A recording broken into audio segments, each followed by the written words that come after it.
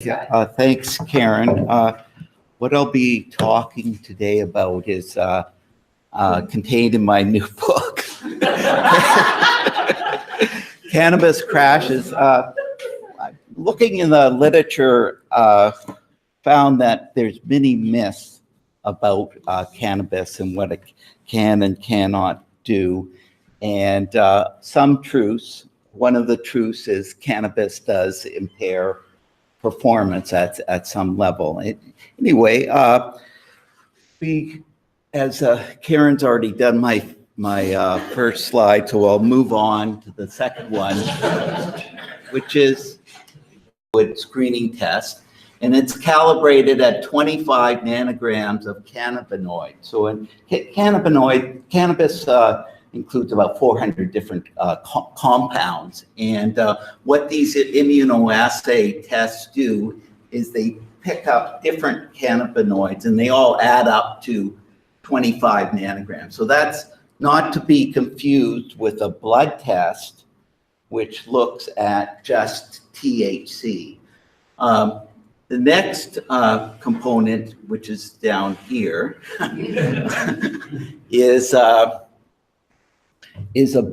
police can use a blood test, a confirmatory blood test, which identifies THC. And if you have a reading between 2 and 5 nanograms of straight THC, you're subject to what's called a summary conviction, which is a lesser criminal offense. And if it's over 5 nanograms of THC, you're subject to an indictable offense. Exactly how the blood tests will be conducted in the field is not really well specified. If a blood test is to have any validity, it has to be done practically immediately upon suspicion of impairment, as you'll see with some of these other slides. The acute effects of cannabis. Research, as I mentioned before, cannabis does impair performance. The acute effects, it does slow reaction time. It reduces attention and divided attention tasks. And at higher levels, it does reduce psychomotor coordination in some studies, not all studies. Now, what does this do to people who are actually decide to drive under the influence? Well, studies have shown that it increases, they drive more cautiously, increases the distance driving behind cars and reduces average speeds. Now, the intensity of effects, obviously, the dosage matters. How cannabis is taken, whether it's smoked or ingested, and we're going to be looking at a slide on that.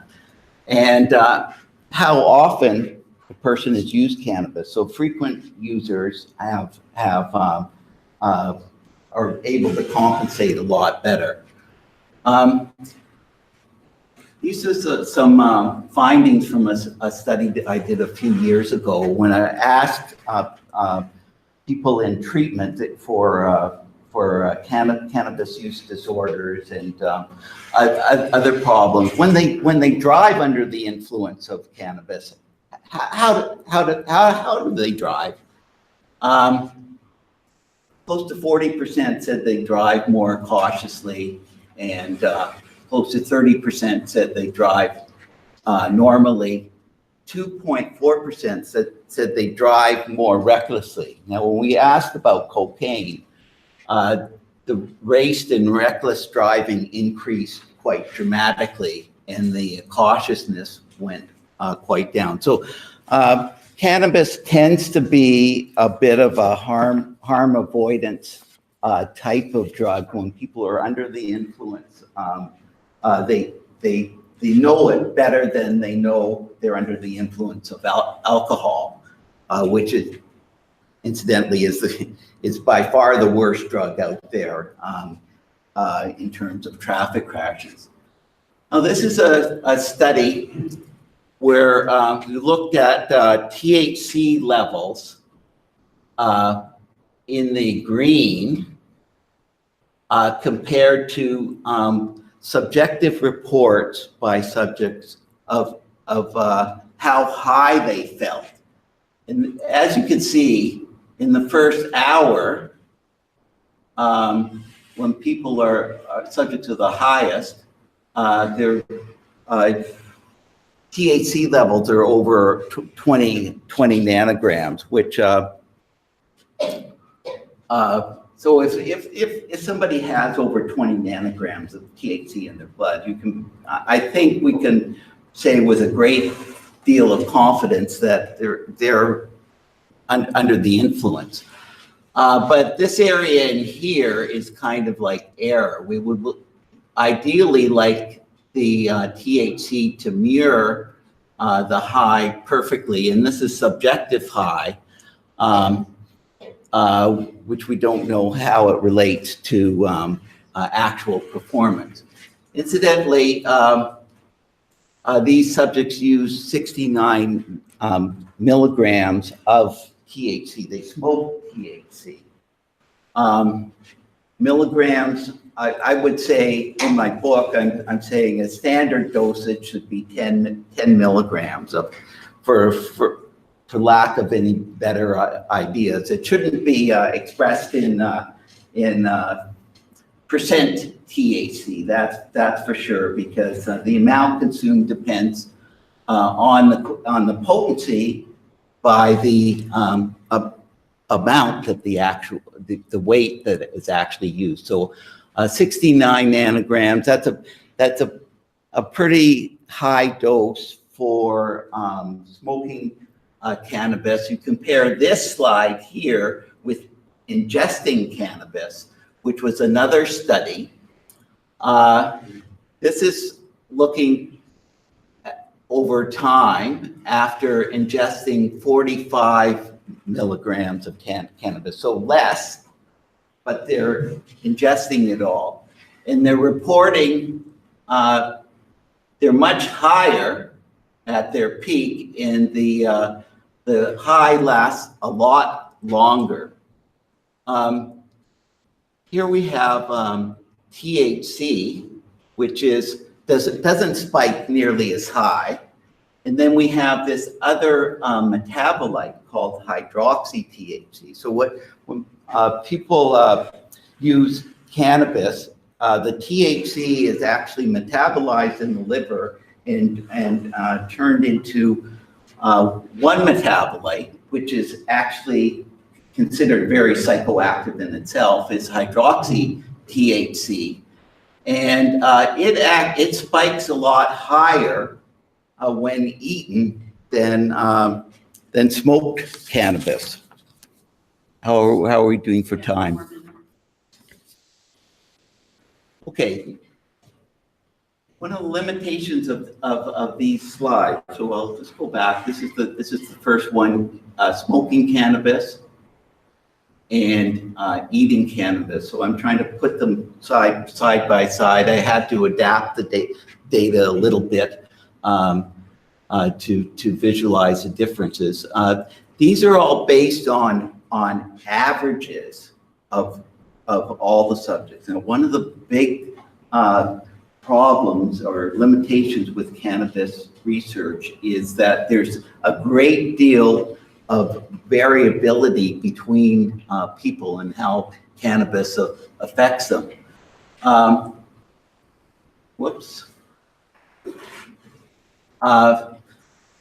So there's a large degree of variability in how cannabis affects them. There's also a very large degree of variability in terms of THC levels when subjects are administered exactly the same amount of cannabis.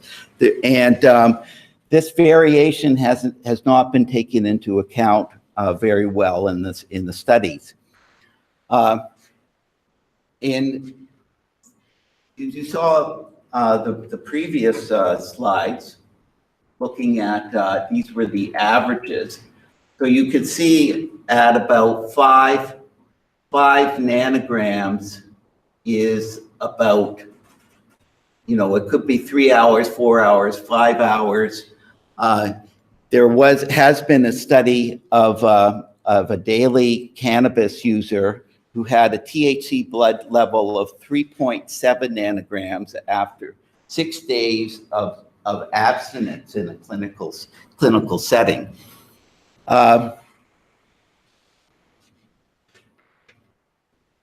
Another limitation is daily users are much better on performance tasks than occasional users. There have been some studies of daily users looking at performance, and they found absolutely no difference between them when they're using cannabis and not using. What's this? Okay, the risk of cannabis compared to alcohol. So I've mentioned that. There we go. Okay, we'll bring it up faster. Okay, this is one study showed the risk curve of cannabis is at low dosages, below about 5 nanograms, it's actually, they're less likely to be in crashes. And then when the dosage goes up, they're more likely to be in crashes. And that compares to alcohol, where there is also a slight protective effect at very low levels that researchers have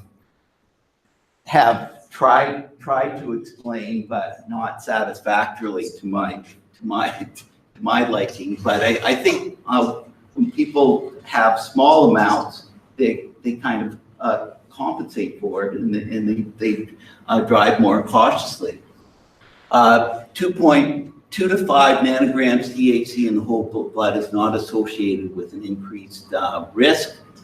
THC thresholds of 5 have not been validated. The new laws will not accurately distinguish impaired and non-impaired drivers better than the old laws, in my opinion.